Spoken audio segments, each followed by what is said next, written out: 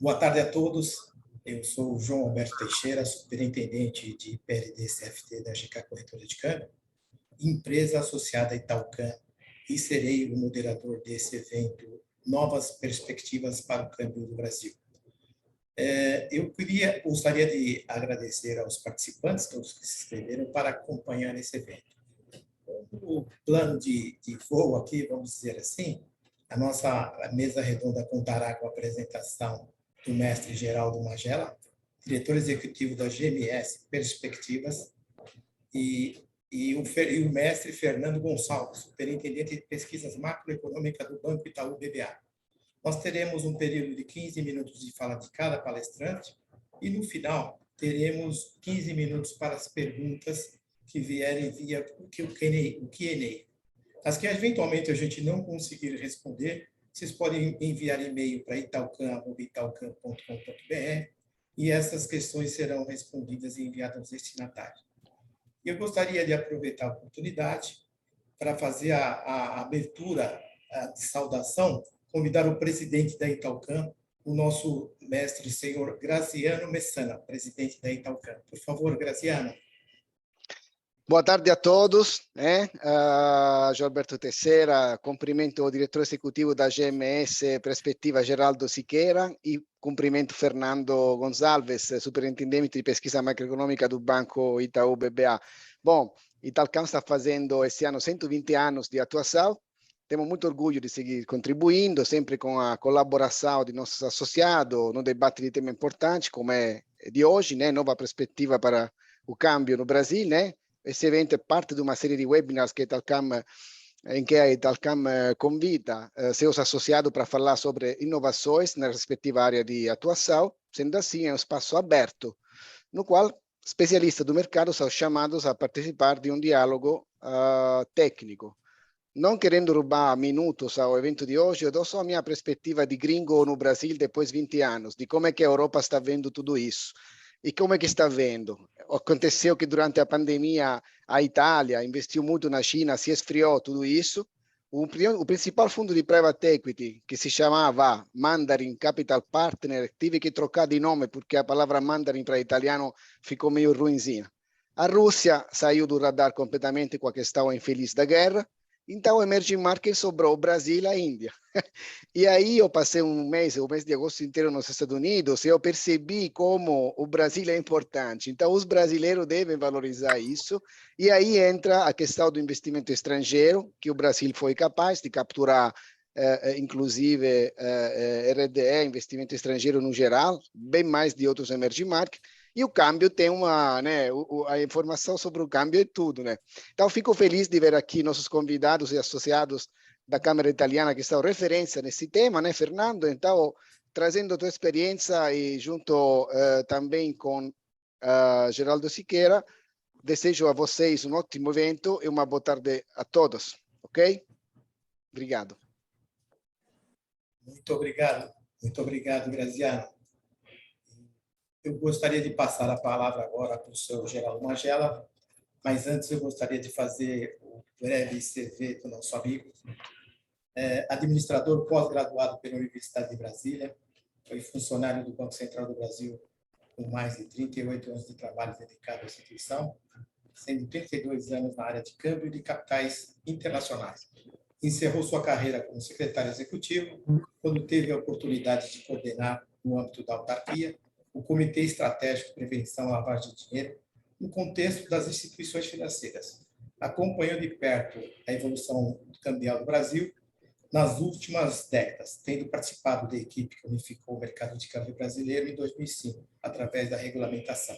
Foi presidente e membro do Comitê de Risco do BNDES, do mandato 2018-2020, e atualmente é executivo da GMS Perspectiva, consultor de diversas instituições do mercado financeiro, palestrante e escritor, autor do livro Câmbio e Capitais Internacionais, o relacionamento financeiro do Brasil com o exterior. Com a palavra, o mestre Geraldo Magela. Muito obrigado, Teixeira. Boa tarde a todos. Inicialmente, eu gostaria de agradecer à GK e à Itaúcan pelo convite, pela oportunidade de estar aqui participando deste evento. Para mim é uma honra e é um prazer Como o Teixeira comentou aí no início sobre a minha apresentação, eu trabalhei 38 anos no Banco Central, 32 dos quais na área de câmbio. Tive, portanto, a oportunidade de conviver com diversos momentos políticos e econômicos do Brasil que impactaram diretamente o mercado de câmbio brasileiro. Bom, dentro do tempo que eu disponho aqui nessa conversa com vocês, eu resolvi fazer uma linha de tempo aí, dividir essa conversa em 3 módulos, em três blocos, vamos dizer assim, né? O passado, o presente e o futuro, né? Como é que a gente está vendo isso, né? Não se faz projeções adequadas para o futuro sem ter uma avaliação adequada do presente e não se faz avaliação adequada do presente sem conhecer o passado, né? E eu participo de um evento igual a esse com muita satisfação, com muito orgulho, porque quando eu entrei no banco, já trazendo aí um pouquinho do passado, o Brasil vivia severas crises cambiais, com controles rigorosos no câmbio, né, que impactavam diretamente a economia, o câmbio controlado, taxa de câmbio controlada, administrada pelo Banco Central. E eu trago, assim, antes de entrar no tema especificamente, uma reflexão para todos aqui, que é um convite, uma reflexão, que é entender qual o recado que o Banco Central tem dado nos últimos tempos para o mercado. Né? Se nós analisarmos aí os últimos 10 anos, a quantidade de mudanças que o Banco Central proporcionou no mercado é enorme. Né? Se nós começarmos pegando aí 2005, que seria o marco do câmbio, né? Foi quando houve a unificação do mercado de câmbio, nós convivíamos até 2005 com 2 mercados, né? O mercado de câmbio de taxas livres e o mercado de câmbio de taxas flutuantes, com assimetrias de tratamento, né? entre operações de câmbio. E em 2005 esse mercado foi unificado e foi unificado por uma tendência de liberalização cambial. É assim que deve ser visto esse movimento. Por quê? Porque em um ano depois, o Banco Central encerrou por completo os controles cambiais de fluxo de moeda estrangeira no mercado, né, indo para um mercado de liberdade cambial. Então, hoje, por exemplo, participando dessas discussões, eu vejo a gente dizer o seguinte: quanta liberalidade vai ter no mercado de câmbio? Quantas flexibilidades podem ainda ocorrer no mercado de câmbio? Essa é a discussão. E na época que eu comecei a trabalhar no câmbio, era quais controles nós devemos ainda impor no câmbio. Então, isso já é uma visão, né, filosófica importante que nós devemos ter. Né? Convivemos ali, então, no passado, com esses controles cambiais na exportação, controles cambiais na importação, controles rigorosos nos investimentos, ou seja, o Banco Central não autorizava investimentos estrangeiros, não autorizava investimento brasileiro no exterior, é muito, muito difícil, e os investimentos estrangeiros do Brasil, quer dizer, tinha toda uma conotação de incentivo, né, que é diferente do que nós temos hoje. Os incentivos hoje são outros, né? Os incentivos hoje são como o Graziano colocou no início do seminário, de entender, né, as oportunidades que o Brasil tem oferecido no mercado de câmbio. E o que eu vejo hoje, né, essa reflexão que eu trago hoje, essas mudanças que o Banco Central tem proporcionado. Depois de 2005, nós tivemos em 2013, né, por meio de um estudo do Banco Central, né, a instituição das instituições de pagamento do Brasil, quer dizer, a implementação das instituições de pagamento do Brasil, né, os novos meios de pagamento, que foi uma revolução, que hoje está aí demonstrando, né, a sua importância no mercado, de facilitar a vida do cidadão, de baratear custo de transação, né, para todas as empresas, para todas as pessoas. Então, em 2013, foi esse o primeiro movimento importante que foi dado. 2018, o Banco Central já sinalizou também no mercado como um todo, né, a introdução de novos agentes para a oferta de crédito, principalmente crédito pequeno, com as fintechs de crédito, né, estabelecendo uma maior competitividade no mercado. Depois tivemos aí o LIFT, que é um laboratório de inovação e tecnológica que o Banco Central ofereceu para o mercado, o Sandbox regulatório, onde o Banco Central analisa projetos para o mercado, enfim, o PIX, né, que está aí para facilitar a vida das pessoas, o Open Bank, né, que vem aí também trazer uma nova filosofia de oferta de produtos bancários para o cidadão. Então, isso que nós temos que entender. O câmbio está dentro desse contexto. Eu aprendi dentro do Banco Central que a gente tem que ter uma visão sistêmica dos processos. E essa visão sistêmica que eu convido vocês a refletirem. Não olhar especificamente para o câmbio, mas olhar todo o sistema, tudo que o Banco Central vem fazendo em todas as áreas, né? E o movimento no câmbio hoje está exatamente alinhado com esse pensamento do Banco Central, de inovação, de flexibilização, de maior concorrência, de menor custo de transação, e os serviços financeiros e bancários serão mais afetados. Estamos agora, dentro desse contexto, eu diria, numa fase de transição. Quer dizer, o Banco Central está construindo, através, né, da lei que foi aprovada pelo Congresso Nacional, né, deu possibilidade ao Banco Central de pensar na construção de uma nova ponte para o futuro. Não é o que o mercado ainda deseja, do ponto de vista das regulamentações infralegais. Eu tenho acompanhado aí as audiências, as consultas públicas que o Banco Central disponibilizou para regulamentar a Lei 4.826, que deu uma nova configuração para o mercado de câmbio brasileiro. O mercado ainda achando que o Banco Central poderia ousar mais um pouco na regulamentação infralegal, há muita norma ainda descritiva, mas eu acho que o Banco Central está construindo essa ponte para o futuro. A Lei 4.286 trouxe importantes movimentos para o setor privado, que nós devemos ler como um todo. Primeiro, permitiu para o setor bancário, permitindo que o setor bancário possa oferecer crédito no exterior. Isso era proibido, é proibido ainda, né, até hoje. Para um banco brasileiro, por exemplo, não pode conceder um financiamento ou empréstimo a um não residente no exterior, né? Não pode, porque a legislação nossa não permite, que é uma regulamentação antiga ainda, que visava proteger a economia nossa, que agora está sendo liberada. Ou seja, o setor bancário pode oferecer crédito, isso vai baratear projetos brasileiros, né, de investimento, vai baratear importações. Por quê? Porque os bancos brasileiros podem agora financiar diretamente os importadores estrangeiros, podem financiar os investidores estrangeiros. Então, a Lei 4.286 trouxe essa importante mudança do ponto de vista dos investimentos, trouxe outras importantes mudanças do ponto de vista burocrático, né, deixando...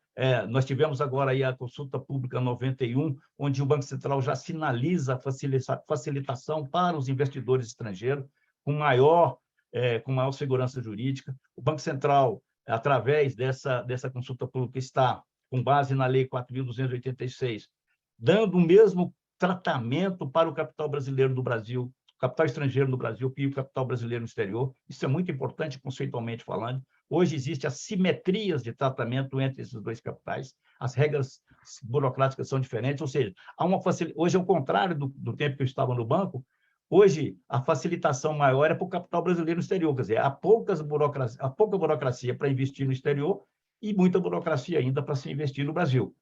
Essa nova consulta pública que o Banco Central disponibilizou sinaliza, né, uma diferença de tratamento, né, que se dá até hoje, onde os investidores terão menos custo para fazer seus investimentos no Brasil, maior segurança jurídica. Saímos aí de um dispositivo legal que tinha 440 artigos que a gente tinha que observar, 40 dispositivos legais. Isso tudo foi transformado num dispositivo legal único e com 29 artigos. Então, isso já é uma facilitação importante.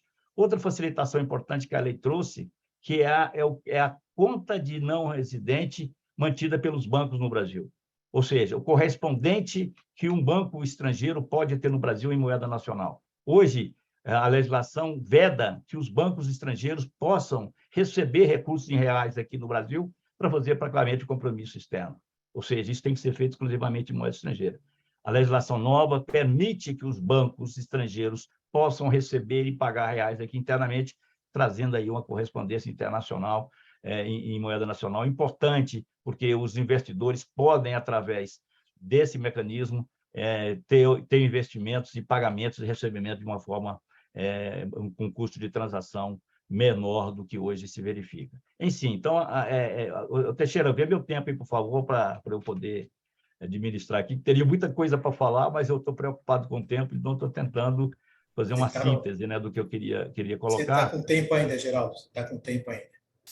Então, eu diria o seguinte, a legislação ela está aí, dando uma modernização no nosso mercado de câmbio. Eu diria, Graziano, falando com você aí, que como você colocou no início, entender esse mercado de câmbio hoje, ele é um mercado de câmbio muito... existe a liberdade cambial, o princípio reinante do Brasil hoje é tudo que é legal é permitido, mas o difícil para você hoje é entender o que é legal, dada a quantidade de normativos, de dispositivos legais que nós temos que observar. A partir de agora, continua a liberdade cambial, prevista em lei agora, e com um dispositivo legal único que os investidores têm que observar, trazendo, eu diria, aí uma redução de custo, porque é menos burocracia, é menos, vamos dizer assim, consultores jurídicos que têm que ser contratados, é menos risco legal, menos risco regulatório, né, menos custo de observância para os investidores. Então, assim, falando de uma maneira sistêmica, de maneira geral, eu vejo que nós estamos numa transição, por quê? Porque nós temos ainda as normas infralegais não atendendo ainda às expectativas do mercado, quer dizer, alguma burocracia vai continuar existindo, mas porque o Banco Central está fazendo, para mim, no meu entendimento, essa transição. Eu venho acompanhando o mercado de câmbio desde o passado, e vejo que em 30 anos, 40 anos, a evolução foi enorme, a mudança foi enorme. Quando eu entrei no câmbio, não se podia comprar moeda estrangeira para comprar remédio no exterior. Olha o controle cambial que nós tínhamos. Nem para tratamento de saúde o cidadão brasileiro podia acessar o mercado de câmbio para comprar uma moeda estrangeira, tinha que acessar o mercado paralelo, né, para atender necessidades legítimas, e hoje nós falamos como vamos fazer essa liberalização cambial. Então, assim, pensando no futuro, perspectivas para o futuro, eu vejo com um aspecto muito positivo, com muitas oportunidades de negócio. Eu acho que o Brasil está, agora, com essa nova lei cambial, dando o mesmo tratamento que tem em países que têm legislação moderna. Então, eu diria que, dando uma visão, vamos dizer assim, filosófica desse processo todo, eu diria que a linha do tempo mostra que o passado ficou realmente no passado, né? Aqueles controles, aquelas restrições cambiais, né? Medidas administrativas para controlar a taxa de câmbio, para controlar fluxo de moeda, já é passado. Não temos uma legislação moderna, mas ainda a infralegal precisa ser vista ainda com um pouquinho de paciência, porque essa transição o Banco Central não vai fazer de imediato, ele vai fazendo aos poucos, e à medida que for possível, ele vai, quer dizer, soltando um pouco as amarras também na infralegal, e para que possamos ter, então, um processo extremamente fluido e extremamente com custo de observância menor. Então, Teixeira, não sei se Mais está 4 minutos, Rogério. Tem mais 4 minutos. 4 minutos, então tá.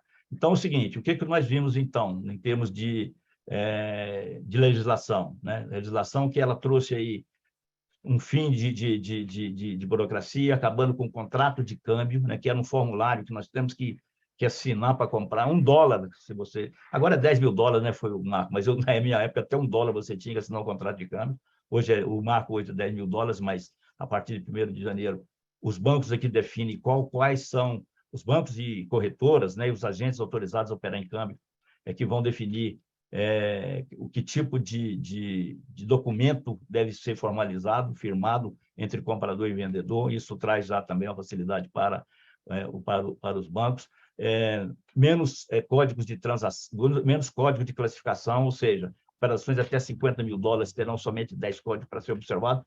Na minha opinião, já são avanços importantes, né? No que diz respeito aos investimentos estrangeiros, o Banco Central acabou com aquele registro individualizado para qualquer valor. O investimento de 10 dólares tem que ser registrado hoje no Banco Central, com toda uma formalidade. O Banco Central agora estabeleceu o critério da proporcionalidade, né? Ou seja, aquilo que oferecer mais risco tem mais formalidades, o que oferecer menos risco, menos formalidade, né? Isso, inclusive, dividindo as prestações de informações do Banco Central em 3 níveis, né? Prestações trimestrais, prestações anuais e prestações de informações quinquenais, juntando fluxo, estoques e registro de investimento, censo, tudo no mesmo documento. E, quer dizer, operações de crédito para registro, menos de $1 milhão não precisa mais prestar informações ao Banco Central. Ou seja, são medidas importantíssimas do ponto de vista, né, da segurança jurídica, da redução de custo de transação, né, de sinalizar para o mercado, tanto interno quanto externo, né, que o país avança numa legislação moderna e que tem um câmbio com plena liberdade cambial, e a tendência é que haja mais concorrência e mais liberdade para o futuro. Então, eu encerraria aqui, Teixeira, a minha parte, e ficaria aí aguardando perguntas e debates que, porventura, venham na sequência. Muito obrigado a todos. Muito obrigado, Magela. Muito interessante as suas reflexões e muito interessante aí para o nosso debate.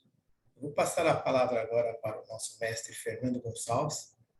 Possui doutorado em Economia pela Universidade da Califórnia, mestrado em Economia pela Fundação Getúlio Vargas e graduação em Engenharia de Produção pela Universidade Federal do Rio de Janeiro.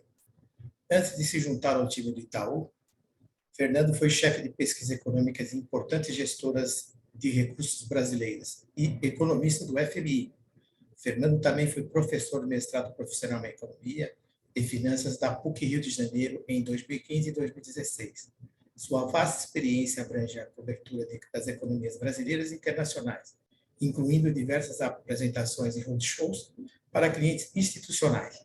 Atualmente, ele é responsável pela área de sell-side no time de pesquisas econômica do Banco Itaú, BBA. Fernando, o espaço é seu, por favor, e antecipadamente eu te agradeço a presença. Muito obrigado, João. Eu queria exatamente começar agradecendo, primeiro, a Câmara Italiana, também Graziano, João, e um prazer estar aqui com você e com o Geraldo também. Tá? Então, um grande prazer estar aqui representando o Itaú nesse painel. Queria agradecer a apresentação do Geraldo, super interessante, um histórico fantástico e um histórico que mostra uma evolução, né? Como ele colocou, acho que uma evolução para o lado certo, né? Acho que a gente talvez tenha tempo de discutir isso mais adiante também, mas é muito interessante o histórico de uma pessoa que passou por todos esses momentos e teve essa grande capacidade de resumir isso aqui para a gente. Então, muito obrigado também. Eu vou ter uma abordagem diferente do Geraldo, vou puxar um pouco o meu discurso aqui para um lado de discussões sobre o câmbio em si, sobre cotações do câmbio, sobre questões macroeconômicas que influenciam o câmbio, influenciaram esse ano, devem influenciar para frente. E gostaria de começar lembrando, fazendo um histórico do câmbio esse ano, né? E eu vou falar mais do câmbio do real em relação ao dólar, mas diria que vamos falar também do euro, né? O real contra o euro, que eu acho que entendo mais relevante aqui nesse fórum, tá? Mas gostaria de lembrar, né, como é que foi no início desse ano. A gente atingiu um câmbio ali em torno da virada do ano, que chegou a 5,72, aproximadamente, foi o teto que foi atingido recentemente. E ali começou uma tendência de valorização do real, e aí eu menciono em relação ao dólar, que trouxe o real até 5, aproximadamente, 5,00, antes da guerra da Rússia e da Ucrânia. Tá? Então, não foi um evento, essa valorização não teve uma relação direta com o conflito. O que aconteceu ali, né? De janeiro até março, aproximadamente, uma grande valorização do câmbio brasileiro, basicamente decorrente de uma percepção do estrangeiro de que o diferencial de juros brasileiro em relação ao resto do mundo era brutal. A gente já tinha um juros de 2 dígitos, o Brasil foi um dos primeiros países a começar no ciclo de aperto de juros, né? Respondendo a uma alta da inflação. Os juros lá fora, Estados Unidos e Europa, estava em zero ainda, né? No caso da Europa, um juros negativo, no caso dos Estados Unidos, entre 0 e 0,25.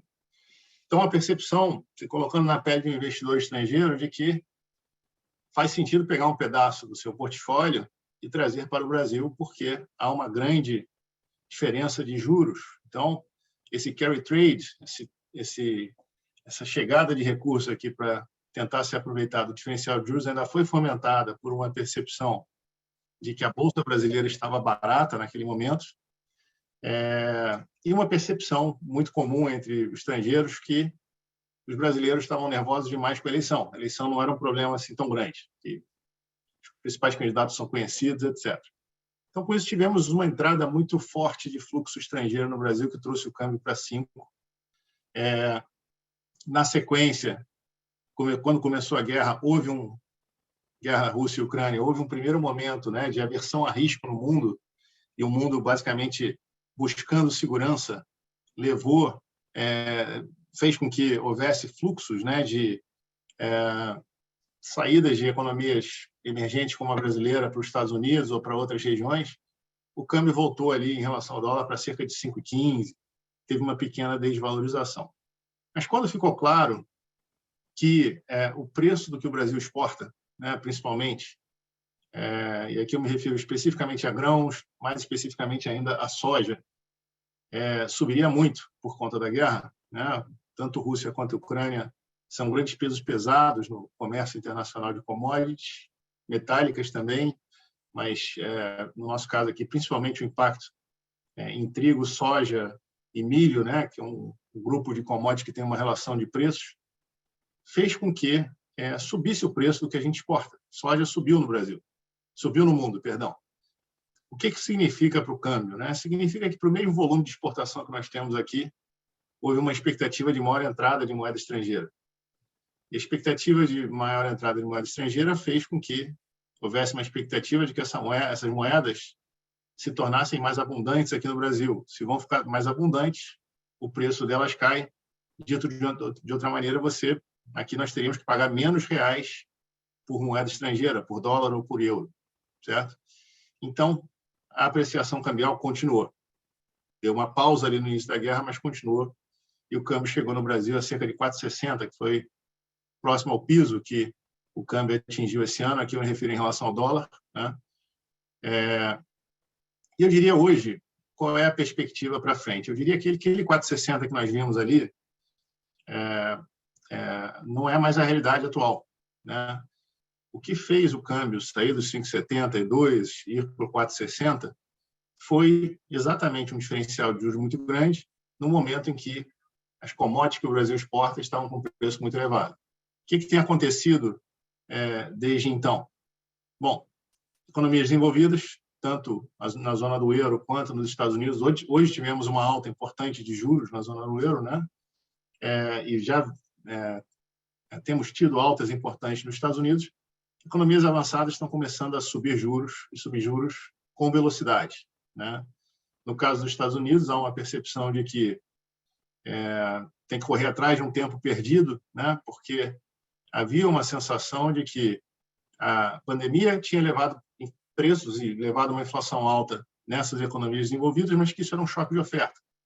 E não é porque está faltando peça, né, um problema de oferta, que você tem que subir juros. Juros não resolvem o problema de falta de peças. Esse era o diagnóstico que fez com que esses bancos centrais ficassem parados durante um tempo prolongado.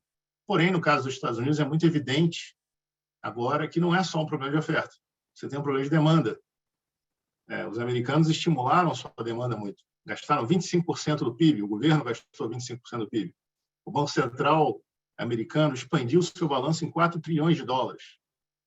Isso, obviamente, levou a uma alta de demanda, levou a taxa de desemprego para um nível ainda mais baixo, gerou pressões salariais, gerou uma inflação que não é mais de oferta apenas, é de demanda também.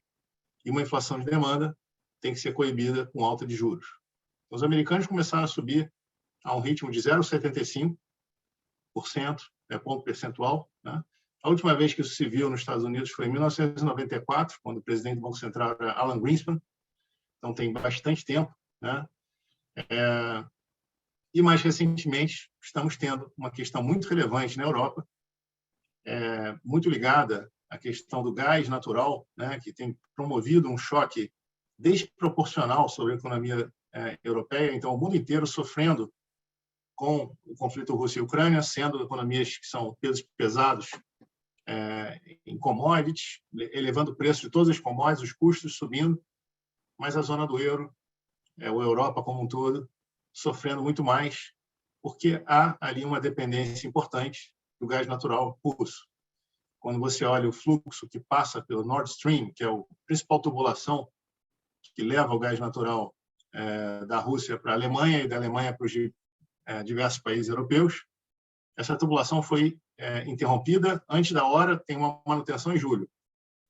Né? Em julho sempre há uma interrupção esperada. Os russos interromperam parcialmente antes, depois, no momento da manutenção, interromperam totalmente, liberaram um pouco de fluxo, mantiveram um fluxo baixo durante um tempo e agora interromperam novamente por problemas técnicos. Tá? Então, isso está afetando muito fortemente a economia europeia, está levando a uma situação de recessão muito provável, né? Uma recessão iminente na Europa, e está fazendo com que o Banco Central Europeu esteja numa situação muito difícil, porque quando o choque é de oferta, ele é um choque inflacionário, mas é também um choque recessivo, certo? Então, subir muito os juros num ambiente feito esse não é exatamente uma prescrição muito boa, porque já está com uma economia muito enfraquecida. Porém, na atual circunstância, o que vem acontecendo é que o euro vem se desvalorizando em relação ao dólar, com essa percepção de que os americanos, por terem um choque de demanda, vão ter que subir mais os juros do que os europeus, quer dizer, vai criar um diferencial de juros entre Estados Unidos e Europa, além do que o crescimento americano mais forte do que o europeu, isso gera fluxos de saída da Europa para os Estados Unidos, gera um câmbio europeu, o euro, né, se desvalorizando em relação ao dólar, e para evitar que isso se torne um processo ainda mais inflacionário, o Banco Central Europeu está tendo que subir juros numa economia que já está muito enfraquecida, entrando num processo de recessão. A gente não espera que o Banco Central Europeu suba os juros para o mesmo patamar do que o Banco Central americano. Na verdade, a gente projeta aqui no Itaú que o juros americano vai para o intervalo de 4 a 4,25, os juros europeu, a nossa projeção oficial hoje é em torno de 1%, mas a gente está numa semana de revisão de cenário aqui no Itaú, muito provavelmente vamos revisar para cima, tá? Mas eu diria que o câmbio, desculpe, os juros americanos em relação ao europeu vai continuar a cerca de pelo menos o dobro, né? Então, isso gera um fluxo de saídas da Europa e um euro mais enfraquecido ainda, tá? Então, acho que devemos trabalhar com uma paridade entre euro e dólar para frente, com algum risco até de romper um pouco essa paridade, né? O euro se enfraquecendo ainda mais em relação ao dólar, dada a magnitude do choque, tá? E aqui no Brasil, o que a gente espera é que, num contexto em que vários bancos centrais no mundo estão subindo juros, a diferença dos nossos juros para os juros de outros países começa a diminuir. Então, aquela força que atraía capital para o Brasil, ela não some, mas ela diminui, né? Então, o câmbio fica menos pressionado na direção de apreciação, e aí se soma um cenário global de desaceleração do mundo. Os americanos também têm que desacelerar sua economia, ela ainda está relativamente robusta comparada com a Europa, mas o objetivo de subir juros lá é desacelerar a economia. Adicionaria ainda que a economia chinesa passa por um problema importante também. Eles, no momento, tentam acelerar a economia, só que estão com dificuldade, pela primeira vez em muito tempo, de fazer isso, né? A principal manivela que os chineses utilizam para acelerar a economia é investimento em infraestrutura e construção civil. Só que o setor de construção civil chinês passa por um problema que decorre de um aperto regulatório feito quando houve a quebra da construtora Evergrande na China. Isso está gerando uma grande dificuldade para o governo chinês estimular a economia chinesa através desse mecanismo. Então, o mundo que eu descrevo aqui para vocês é um mundo em desaceleração. Estados Unidos ainda forte, mas com o objetivo de desacelerar, Europa entrando numa recessão e China tentando acelerar a economia sem conseguir. O que isso implica para preços de commodities? Implica que nós saímos de um cenário que vivemos desde o início da pandemia, de pressões de custos, com preços de commodities subindo, e aqui eu me refiro a commodities metálicas, agrícolas, energéticas, todo mês subindo preço. Agora a gente entra num cenário de moderação de preços de commodities. Para nós, aqui no Brasil, grandes exportadores de commodities que somos, temos também agora uma expectativa menor de entrada de moeda estrangeira para comprar o que nós exportamos. A moeda estrangeira se torna mais escassa, o preço dela sobe, dito de outra maneira, o câmbio desvaloriza. Tá? Então, saímos daquele vale cambial em que o câmbio foi para o 4,60, estamos agora, na nossa visão, numa trajetória de desvalorização. A gente projeta aqui no Itaú um câmbio de 5,25 em relação ao dólar ou ao euro, porque estamos projetando uma paridade, né, entre o euro e o dólar, e de 5,50 no ano que vem, também euro e dólar. A gente projeta também uma paridade entre as duas moedas para o ano que vem. Tá? Bom, projetar câmbio é um grande exercício de humildade. É uma dificuldade muito grande. Estou vendo ali o Geraldo rindo. Eu tenho certeza que ele já teve experiências com isso. É dificílimo. É uma maneira de rapidamente perder sua reputação, né? Você projetar câmbio. Mas o que eu acho que eu queria deixar de mensagem aqui, né, o nível exato dos 5,25, 5,50, é muito difícil da gente ter certezas, né, muito fortes com relação a esses números. A gente deve imaginar bastante volatilidade em torno desses números, mas o que eu queria descrever são as forças que afetam o câmbio. Elas deixaram de ser uma direção que puxava gravitacionalmente, né, o real para baixo, agora começam a puxar o real para cima. E aqui eu não discuti temas domésticos ainda, né? Estou controlando aqui o tempo, já chegando no final. Quando começou esse ano, a gente tinha uma expectativa de que, por ser um ano eleitoral, haveria uma grande volatilidade cambial por causa da discussão de eleição. Quem vai ser eleito, quais são as plataformas de quem vai ser eleito, etc. Bom, até o momento eu descrevi para vocês um cenário que eu não mencionei nada de Brasil, eu só falei do contexto internacional. E, de fato, foi o que aconteceu. A gente teve muito pouca influência do nosso cenário doméstico na cotação do real contra moedas estrangeiras até o momento. Mas eu ressalto até o momento. Estamos aí há pouquíssimas semanas do primeiro turno das eleições. É nesse momento que você começa a ter, em eleições anteriores você teve, né, mudanças importantes nas pesquisas eleitorais. Tá? As pesquisas têm andado meio de lado, né? Elas não estão mostrando grande variação, mas a nossa experiência com eleições anteriores é que agora começa uma dinâmica maior. Agora são cometidos erros e acertos pelos candidatos. Os candidatos têm que se expor mais. Isso tende a gerar uma volatilidade maior. E destacaria um ponto aqui para finalizar, que eu diria que, se eu soubesse hoje o presidente do Brasil quem vai ser, né, me dissesse, é esse o presidente, eu continuaria com muita dificuldade aqui de ter certeza de qual caminho que vai ser tomado no principal desequilíbrio macroeconômico brasileiro, que é relacionado às contas públicas. O Brasil não tem problemas nas contas externas, né? O Brasil, na verdade, tem pouca dívida em moeda estrangeira, tem muitas reservas, tem um fluxo de investimento de longo prazo que mais do que financia o nosso déficit. E isso aqui a gente tem que valorizar bastante. Várias economias emergentes, outras que são comparadas com o Brasil, não têm essa situação. E eu acho que a situação que o Geraldo descreveu, da gente conseguir modernizar o nosso sistema cambial, ter um sistema mais livre, etc., também passa por esses fundamentos que nós temos, que são melhores do que de outros países. Tá? Então, aqui a gente não tem problema. O nosso problema é um desequilíbrio nas contas públicas. Temos uma trajetória de gastos explosiva em várias contas e não há clareza de como isso vai ser resolvido pelo próximo presidente. Então, quando a gente passar a eleição, esse tema de contas públicas ele vai voltar com importância e vai haver uma dúvida sobre o leque de opções que existem para fazer esse ajuste fiscal no Brasil. Você pode ter uma reforma tributária, você pode voltar às alíquotas que foram cortadas, você pode fazer reformas do lado dos gastos, pode colocar imposto sobre dividendos, pode uma opção de coisas. Então, isso vai trazer bastante incerteza e, para nós, isso também não é favorável a um câmbio se valorizando no Brasil, o real se valorizando no Brasil, pelo menos por alguns meses, até que se defina o plano de voo com relação às contas públicas. Tá?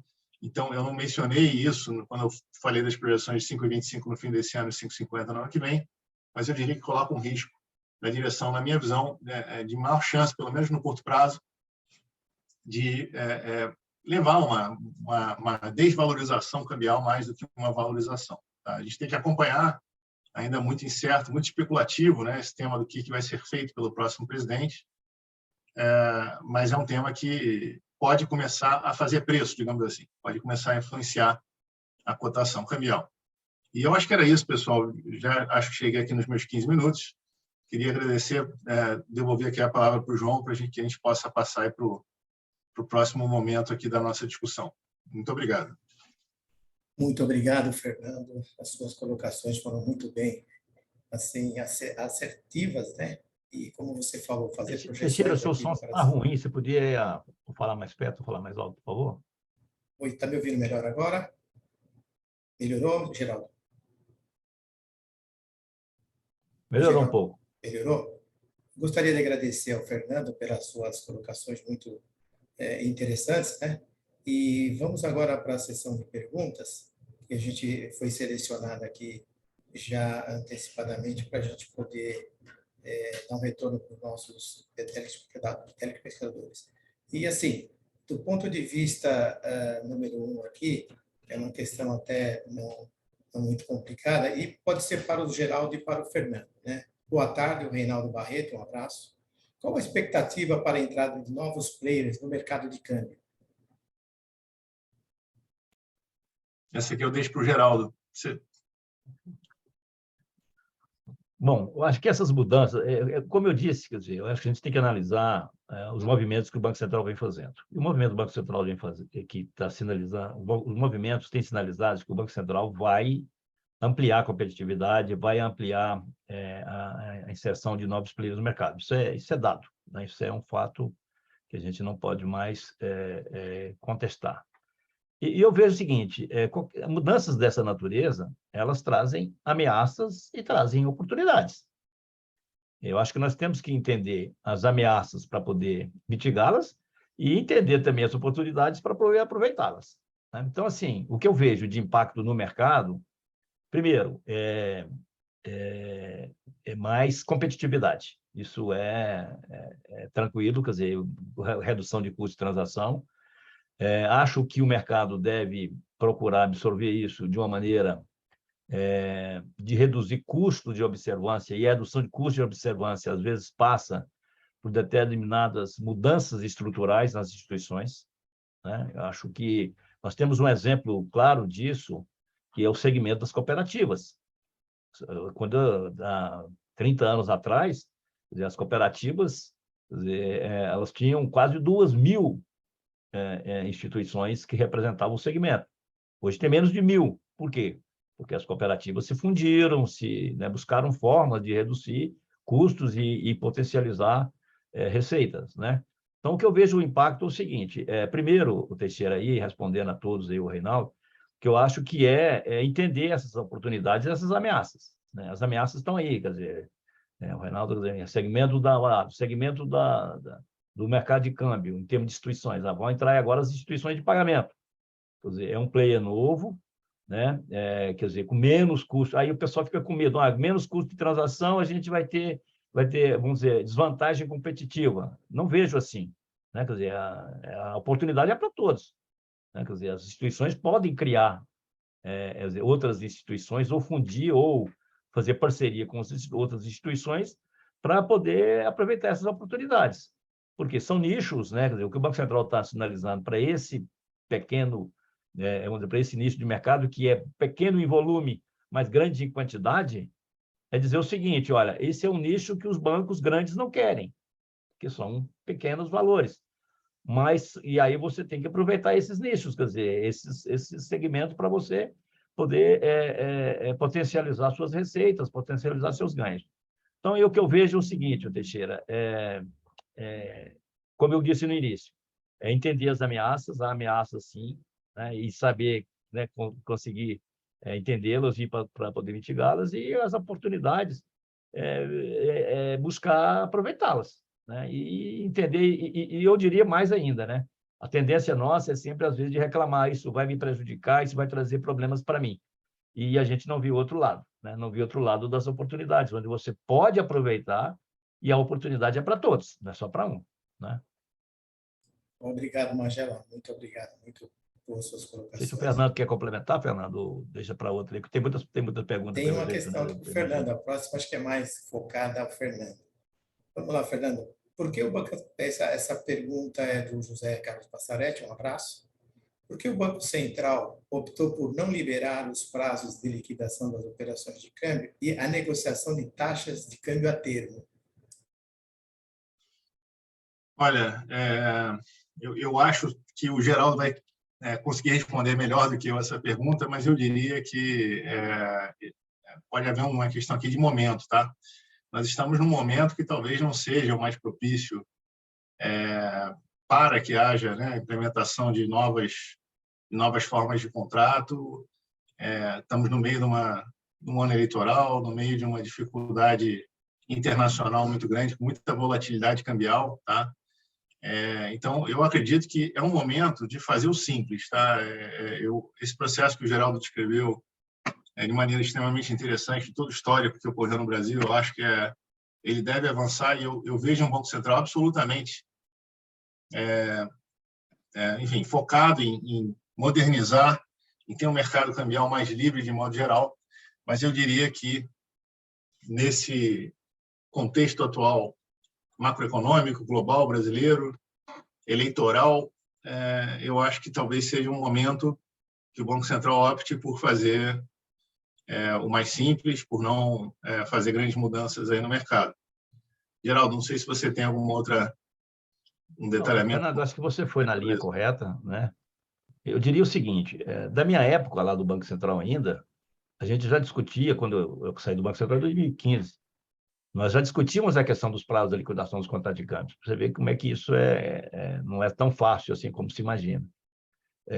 Inclusive, quer dizer, os estudos lá levavam, inclusive, para acabar realmente com prazos, quer dizer, não ter liquidação futura. Tudo a ver, dependendo do negócio. E você faz os acessórios em contratos acessórios. Mas o que eu entendo é mais na linha que você coloca. Eu acho que o Banco Central, a gente tem que entender o seguinte, o Banco Central ele não faz movimentos abruptos assim, principalmente no mercado de câmbio, que é um mercado extremamente sensível. Por isso que eu estou dizendo, o que o Banco Central está construindo é uma ponte. Acho que é isso que nós temos que entender.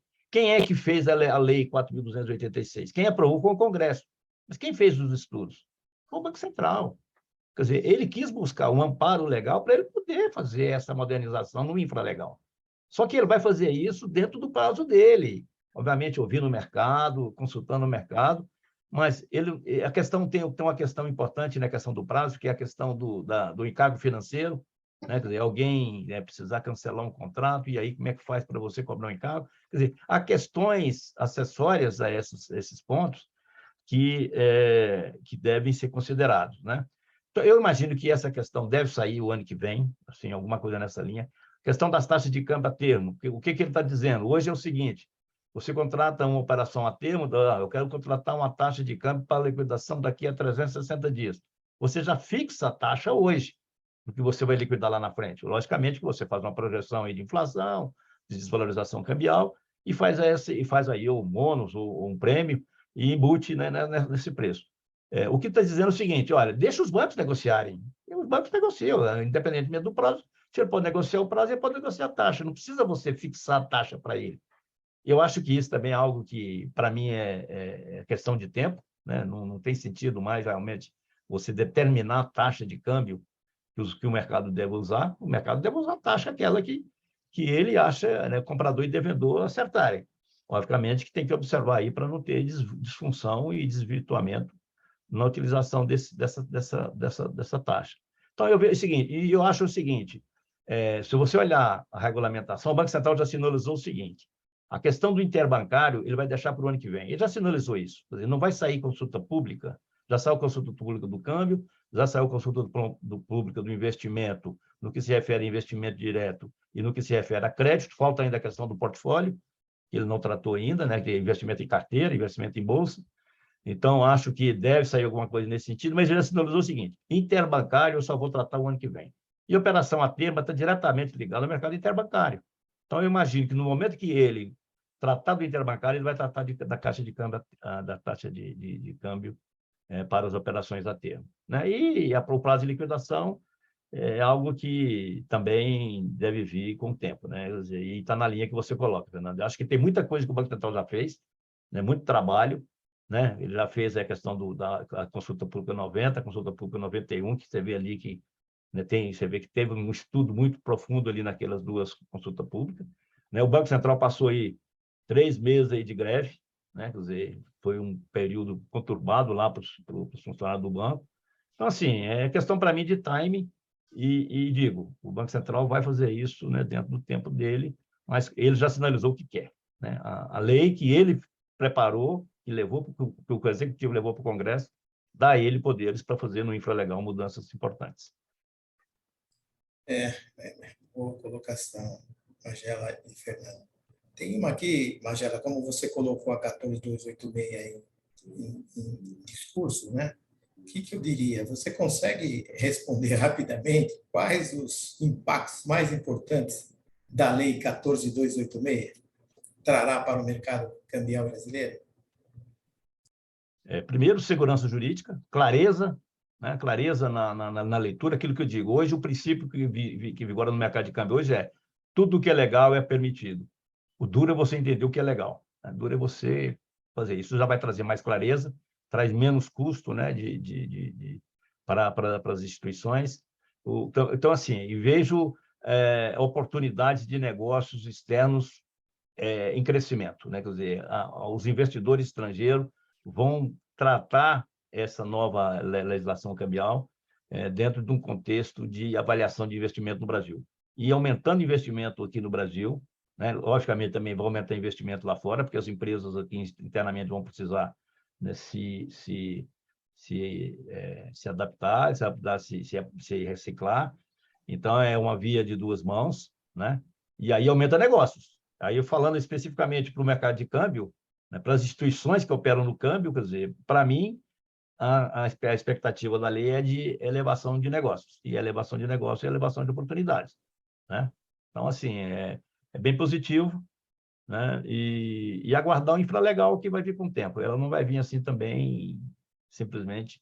O que nós temos hoje é o seguinte, é uma legislação, a lei 42403, ela é principiológica, né? E às vezes o pessoal fala, a lei é principiológica, mas a regulamentação infralegal ainda está ainda mais, vamos dizer assim, em termos muito descritiva, né? Mas isso é com o tempo, né? Então, os impactos são positivos, o Teixeira, aí, com muitas oportunidades para todos, instituições e empresas. Ok, Geraldo, muito obrigado. É uma questão aqui para o Fernando, do José Matheus Teles Machado. Vamos ver se eu consigo traduzir aqui. No Brasil, o sistema de bandas tem alguma coisa a ver com o economista ortodoxo?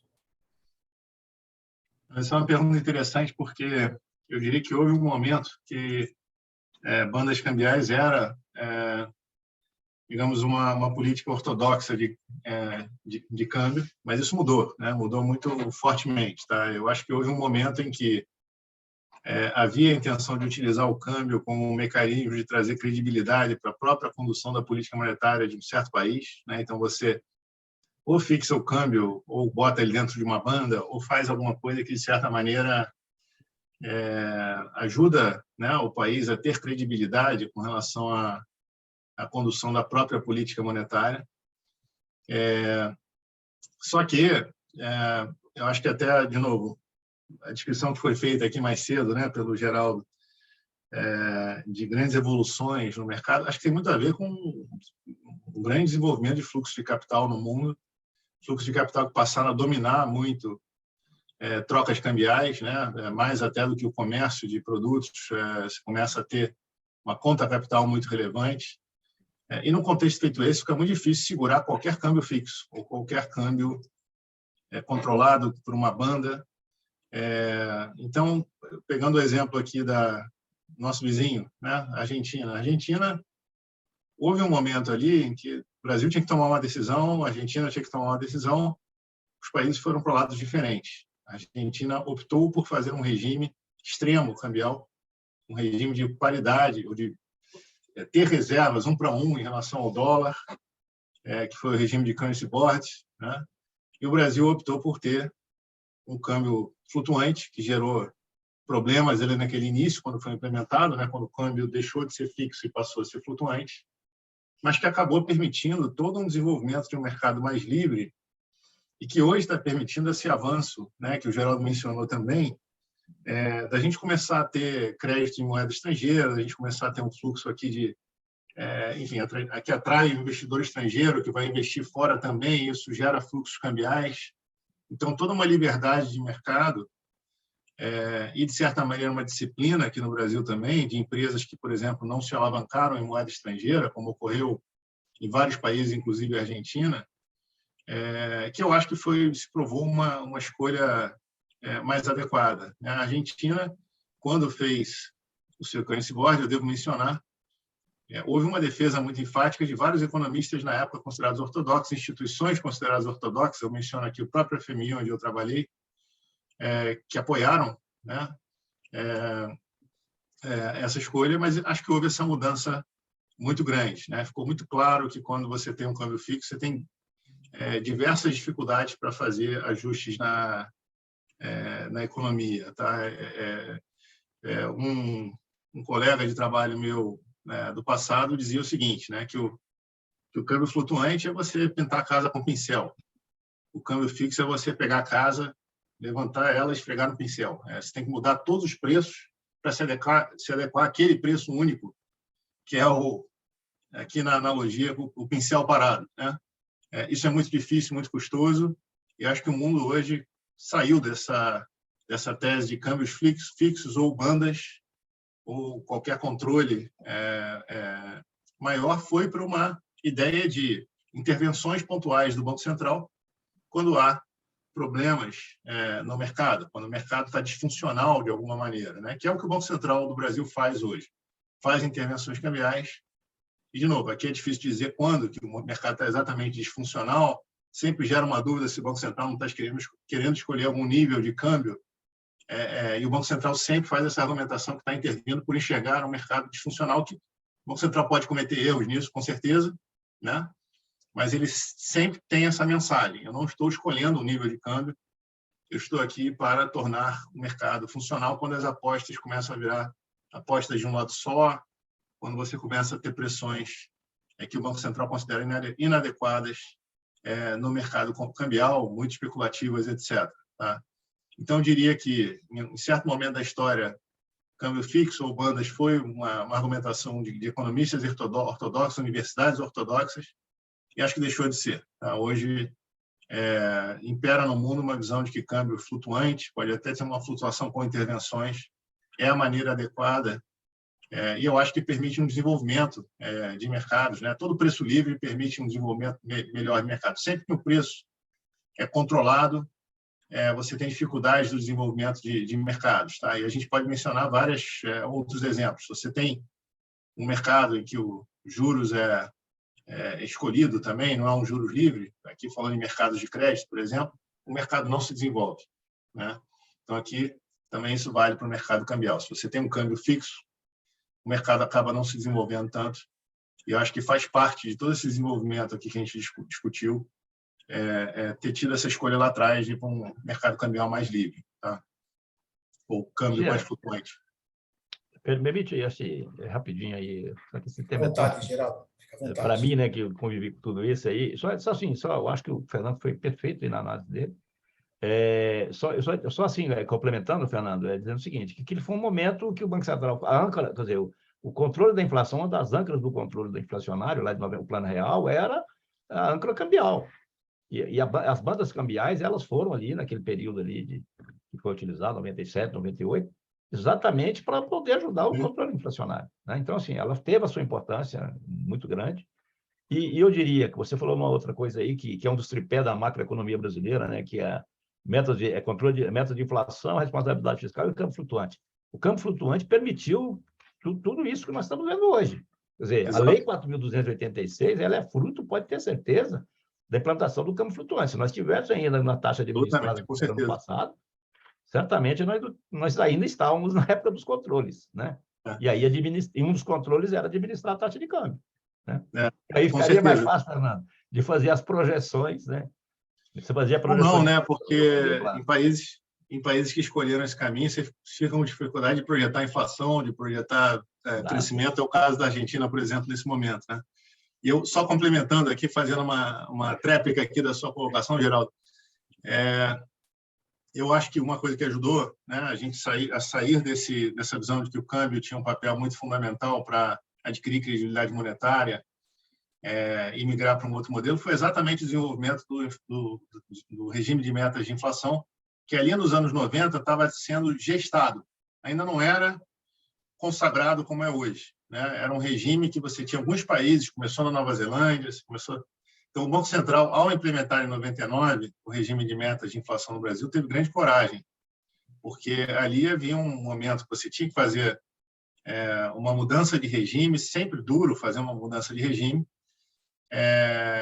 e não era um regime que estava absolutamente consagrado como é hoje. Houve realmente uma visão de futuro ali, que permitiu que se fizesse essa mudança. Então, para sair do regime de câmbio fixo como maneira de adquirir credibilidade, você precisava de um novo regime. E esse novo regime apareceu e foi muito bem implementado pelo Banco Central. A gente conseguiu sair para um regime de câmbio flutuante com metas de inflação, que eu diria que acabou sendo o regime que praticamente todos os bancos centrais do mundo hoje fazem, né? Perfeito, perfeito. Ok, senhores. Mais uma questão aqui para o Fernando, ver se ele consegue captar essa questão. Quais as perspectivas de novas quebras de paradigmas do sistema de câmbio nacional e internacional? Olha, eu não vislumbro aqui grandes quebras de paradigma, tá? Eu acho que o maior paradigma que mudou realmente foi esse de um mercado que era muito mais controlado, uma visão opaca sobre o mercado de câmbio, que, na verdade, era melhor ser obscuro, era melhor, enfim, você não ter grandes liberdades, né? E uma migração agora para um regime mais livre, né? Isso faz com que a nossa moeda aqui, eu acho que vai haver uma equiparação, né, entre o Brasil e outros países. Eu acho que o Brasil está na frente. O Brasil está na frente nesse mercado cambial mais livre. Eu digo mais na frente não em relação a países mais avançados economicamente, mas em relação a países que são comparados com o Brasil, economias emergentes, de modo geral, que têm regimes de muito maior controle. Isso tem alguns impactos no curto prazo aqui no Brasil, porque nesse momento que a gente vive, a moeda brasileira é muito líquida. Quando o investidor estrangeiro quer expressar positivismo ou negativismo com relação a economias emergentes, o real é muito escolhido para isso, né? Então, ele acaba tendo um peso maior e gerando uma volatilidade grande, né? Agora, se você começa a ter um desenvolvimento maior na mesma direção em outros países, tá? Eu acho que atenua um pouco esse efeito. Então, eu não espero grandes mudanças de paradigma, eu espero uma continuação dessa tendência de mercados mais livres, tá? Cambiais, fluxos mais livres. E, assim, eu diria que a única questão que surgiu, talvez com guerra Rússia e Ucrânia, em um mundo que ficou mais ocidental e mais oriental, mais dividido, digamos assim, talvez reduzir um pouco a tendência de globalização que existia, né, antes, né? Então, você tem uma tendência maior hoje em dia a produzir produtos próximos de casa ou dentro do seu próprio país. Isso tem a ver com riscos diversos, inclusive de falta de abastecimento, né? Se você se coloca na pele de um empresário que tem que tomar uma decisão, ele produzia e ele escolhia o lugar do mundo que produzia as peças mais baratas, China, por exemplo. Só que aí teve uma pandemia e as peças não chegaram. Então, ele agora, daqui para frente, tem que fazer uma gestão de risco sobre essa cadeia de suprimentos. Ele pode, talvez, querer pagar um preço maior para produzir domesticamente em relação a tomar um risco maior, né, e produzir mais barato fora. Então, é uma escolha que surgiu e que talvez impacte um pouco o comércio internacional. Mas, de novo, acho que os fluxos têm se tornado muito maiores do que o próprio comércio, tem fluxo de capital muito relevantes e não sei quanto que essa consideração que eu fiz aqui impactaria essa mudança de paradigma para mercados mais livres, tá? Olhando para frente. Então, acho que é isso. Bom, Geraldo, só para finalizar, tem uma questão aqui, acho que é rapidinha para você responder. Então, sim, dentro do contexto, mas falando de novos players e velhos players, né? Qual é a perspectiva de novas quebras? Desculpe. Como você visualiza a oportunidade de fusão entre corretoras de investimento e de câmbio? A fusão de corretora de investimento e câmbio, é isso? Isso aí, Geraldo. Olha, esse movimento, eu acho que ele tem duas mãos, né? A corretora de câmbio, o que você vê normalmente são corretoras de investimento querendo também ser corretoras de câmbio, né? O movimento inverso, ou uma corretora de câmbio querendo ser também corretora de investimento, quer dizer, ela um movimento, uma possibilidade também, mas eu acho que ela traz algumas complicações, eu diria, né, adicionais do que a operação inversa. Porque se você, por exemplo, uma corretora de câmbio que também queira ser uma corretora de investimento, né, uma CTBM ou DTBM, além das regras do Banco Central, ela também tem que passar a entender as regras da CVM. Né? Quer dizer, você tem um outro custo de observância aí que você tem que considerar.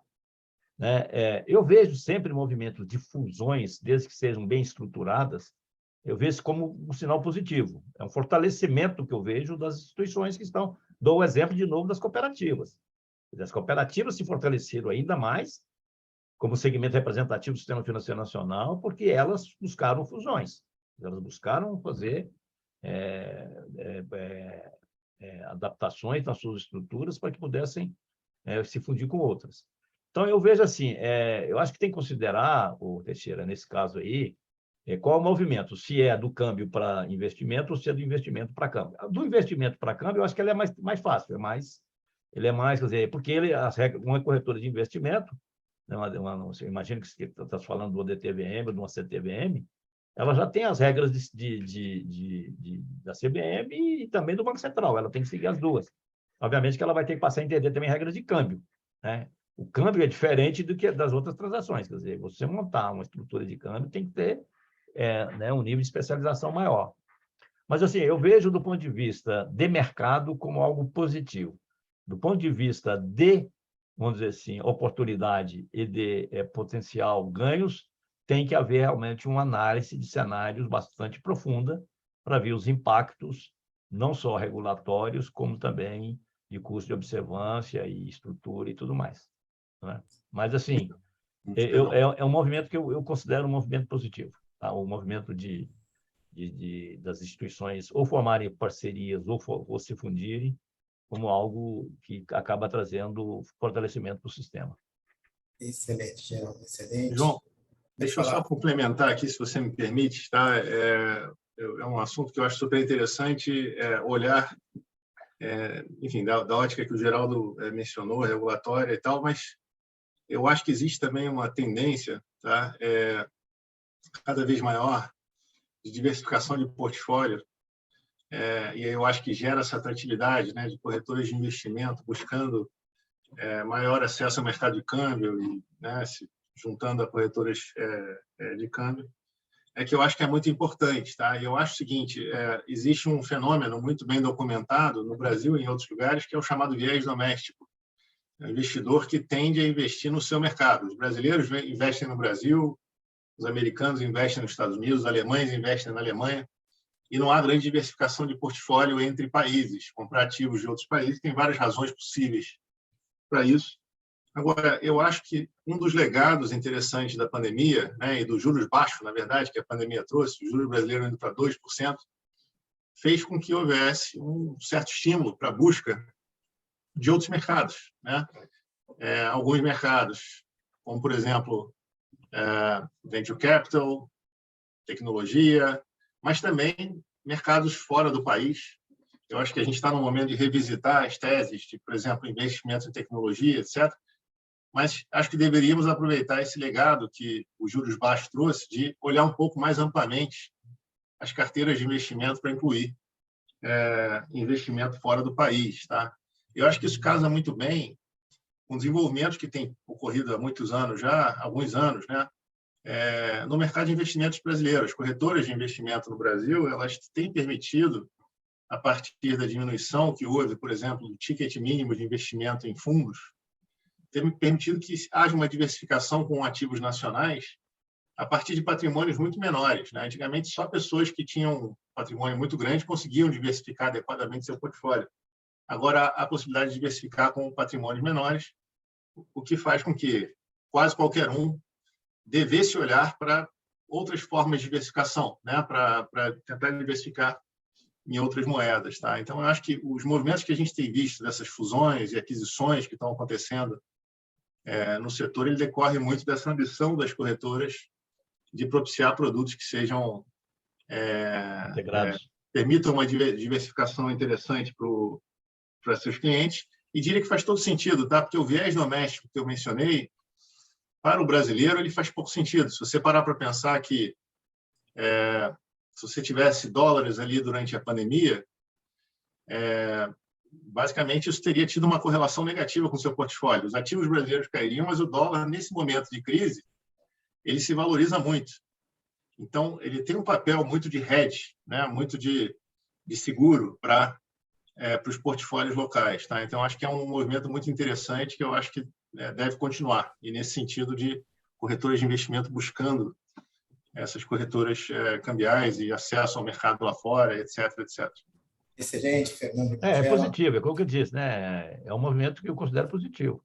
Sim, A questão, para mim, são as análises, né? Quer dizer, pode ser, tem que ser bem estruturado para não ter dificuldades.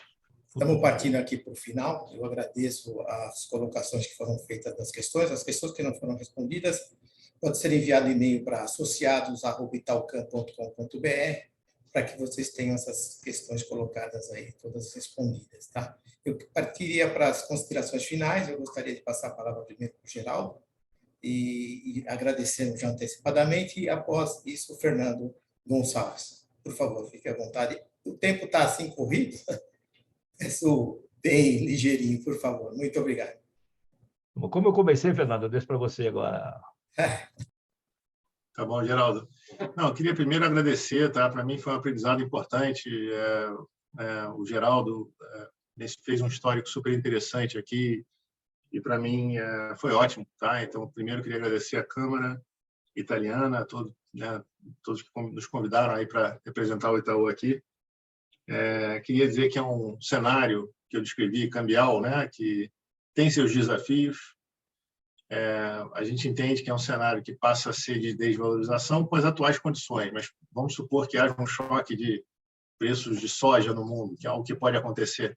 A gente volta para um cenário de câmbio apreciado, né? Então, câmbio é sempre uma dificuldade. Eu acho que faz sentido pensar em hedge cambial, pensar em estratégias de se proteger, sempre. Tá? Eu acho que nunca dá para confiar muito na trajetória que os fundamentos sugerem, até porque os fundamentos mudam muito e são poucas as variáveis que são tão influenciadas, são poucas os números, estatísticas, né, que são tão influenciadas por tantas variáveis. Né? O câmbio é influenciado pelo que acontece nos Estados Unidos, na Europa, na China, nos mercados imobiliários, no mercado brasileiro, na política brasileira, no tema fiscal aqui no Brasil. Então, é o seguinte, é realmente uma variável extremamente difícil de projetar e que acho que suscita a necessidade de busca, de proteção em momentos, e buscar o momento adequado para isso, né? Buscar a redução de custos disso. Tá? Então, eu queria só fazer essa colocação. De novo, é um exercício de humildade e lidar com o câmbio sempre. Né? Então, muitíssimo obrigado aqui pelo convite. Espero que tenha sido útil e um abraço a todos. Passo agora a palavra para o Geraldo. Obrigado. Obrigado, Fernando. Eu também queria agradecer, primeiro ao Teixeira, né, Teixeira, pela moderação aí, muito perfeita a sua moderação. Agradecer ao Fernando pela aula. Realmente, Fernando, uma visão igual a sua é muito importante nesse trabalho que a gente faz, né? Que a gente, por exemplo, às vezes tem uma visão muito operacional, regulatória, né? E a gente não entra numa visão que você coloca que é importante, né? De saber, de entender, né, os cenários macroeconômicos de todas as partes do mundo, né? Para você poder pensar em negócios futuros. Eu acho que isso aí passa exatamente do que nós estamos falando aqui hoje. Você não se imagina você pensar no futuro sem fazer uma avaliação do que você fez, né? Quer dizer, isso aí é primordial. Acho que, né? Aqui vamos dizer assim, aqui do meu lado, que é a questão, vamos dizer, legal e regulatória, o que eu teria que ressaltar quer dizer, a satisfação que eu vejo hoje, a discussão né, de uma maior modernização cambial. Eu que venho de uma época de severos controles, né? Quer dizer, taxa administrada, Fernanda, a gente soltava 4 boletins por dia, né? Intermediário 1, abertura, intermediário 1, intermediário 2 e fechamento. Ali a gente definia qual a taxa de câmbio que deveria ser utilizada pelo mercado, né? E controles de exportação, controle de importação, multas para importadores, multa para os exportadores. Então, assim, eu vejo hoje a discussão no sentido de que, poxa, o Banco Central fez pouco do que o mercado estava esperando. Acho que o Banco Central tem feito muito, né? Acho que o Banco Central tem feito muito. E volto a dizer o seguinte, às vezes essa ansiedade que eu vejo, né, nas discussões que eu tenho visto nas associações, eu vi até aqui a pergunta do meu amigo Passaretti aqui fazendo, poxa, por que o Banco Central não avançou mais, ainda está numa norma muito, vamos dizer assim, descritiva? É aquilo que eu disse, são movimentos que vêm de forma gradativa. Eu acho que só a sinalização do Banco Central mandar um projeto de lei, né, para o Executivo, que foi depois para o Congresso, fazendo a modernização do câmbio, já é uma sinalização de que ele quer fazer a coisa, né, avançar, e isso, eu não tenho dúvida que isso vai acontecer. O Banco Central tem feito uma coisa muito importante também, que eu vejo, que são as consultas públicas, Eu sou de uma época que a gente decidia à noite o que ia fazer na manhã do dia seguinte. Nós regulamentávamos o mercado de câmbio através de comunicados. Quer dizer, o mercado não esperava, no outro dia cedo a gente já estava soltando norma. E agora o Banco Central está ouvindo o mercado, né? As consultas públicas são muito importantes, ou seja, o Banco Central está sinalizando para o mercado o que ele vai fazer, ouvindo comentários do mercado, ouvindo sugestões, e acho que essa tendência é de nós termos realmente uma legislação cambial moderna e uma regulamentação infralegal também moderna. Eu não tenho dúvida disso, que vai trazer benefício para toda a sociedade, benefício para as empresas, para os cidadãos e para todos nós. Finalmente, agradecer aí, né, a Câmara do Brasil pela oportunidade. É a primeira vez que eu tenho a oportunidade de estar aqui, né, mesmo de forma, vamos dizer, virtual.